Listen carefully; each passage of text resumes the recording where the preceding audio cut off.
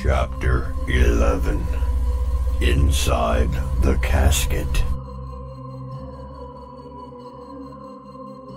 More and more defenseless, Zach's vulnerable body was slowly fading away. Still in anguish, he could see things more clearly now.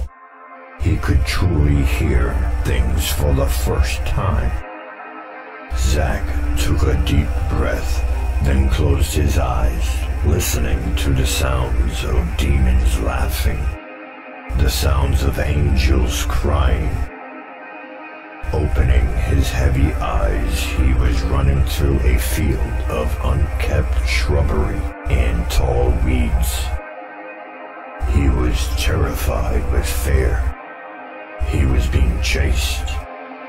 He was being hunted. Turning around every few feet out of nervousness, he didn't know why he was running. He didn't know how or why he was there. He didn't know what he was running from. Cold sweat puddled on his forehead. His hands were saturated and shaking intensely. He quickly headed left at an opening leading to the enchanted woods. He now could see far glimpses of who was chasing him. The Leviathans and the Children of Morning were racing towards him with pitchforks and chainsaws. He had recognized them from his visions of torment. Zach ducked behind some of the bigger trees to camouflage himself. Still trying to process these events, Zach felt something unfamiliar here. Unlike all of the other delusions, he was convinced that this one was reality. He truly felt fear overtake his entire being.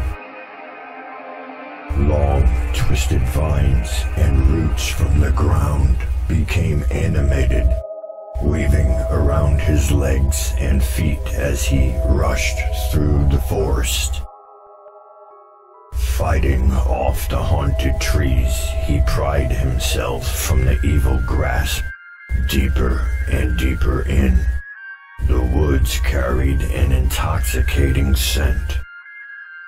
He didn't know this at the time, but it was the amazing scent of strawberry fields. The Black Witch.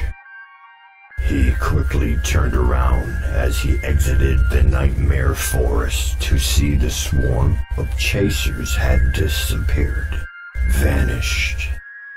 Up ahead, there was a large open cemetery with multiple funerals taking place. The funerals gathered crowds of many strangers, strange and deformed people. He approached the first group of strangers on his right to see who was in the casket, but this group didn't want visitors.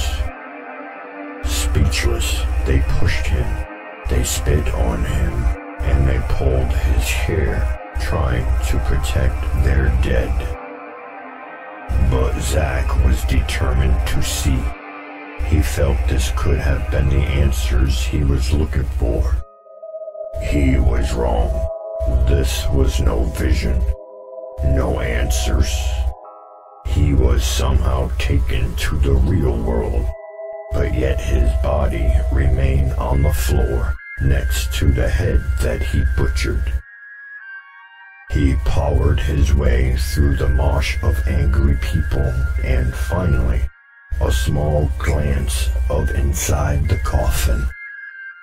The smallest vessel, made from old, worn, rugged wood, embroidered with crimson blood and white fabric. A young boy's battered and bruised carcass lay inside. The boy was still alive. Wrists and ankles were bound with rope. his mouth muffled by a dirty rag that was forced inside. Zach became sickened as the crowd continued to push him away. Punches to the face, more spitting. They forced him to leave. He had never been assaulted before. This was the first time that he was not thinking about his cocaine. Thoughts of his cold demise until he remembered that the goddesses told him that he would find Sebastian. So now he was motivated and encouraged to keep moving forward. The next funeral, to his left, a much larger group of grieving hearts. As he merged toward the crowd, Zach was warmly greeted and welcomed by the funeral goers. "Come this way. It's time to pay your respects to the dead," an old senile man spoke as he pointed to the casket. Zach felt accepted and turned in the direction of the pointed finger.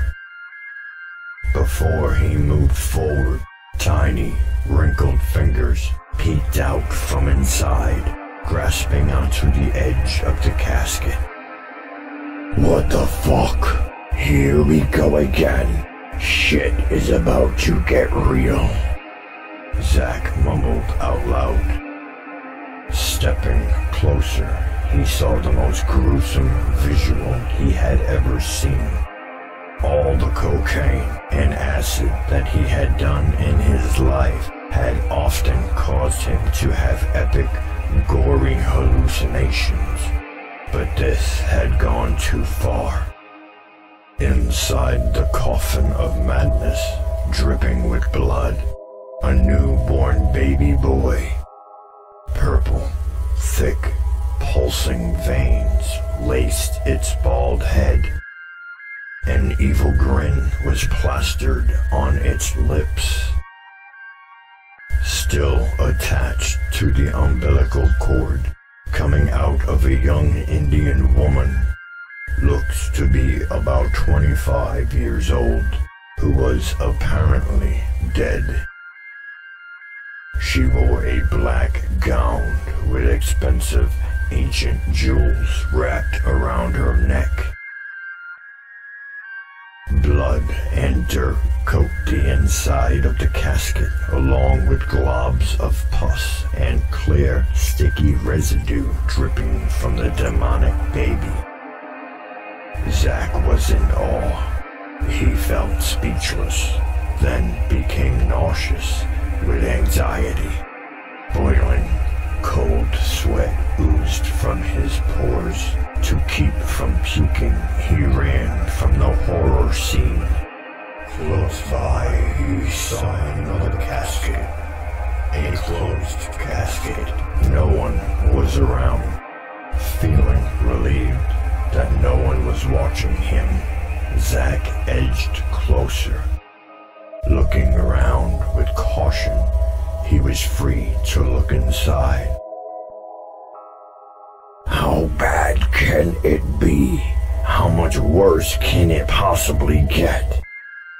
He took a deep breath as he opened the lonesome casket. Holy fuck! His words escaped his mouth. Immediately, a hand lunged out, wrapping around his neck. It was himself. He was the one in the casket. A duplicate Zach, which was far stronger than he was. As many drugs that had consumed his life, he had never been choked out by himself. Until now.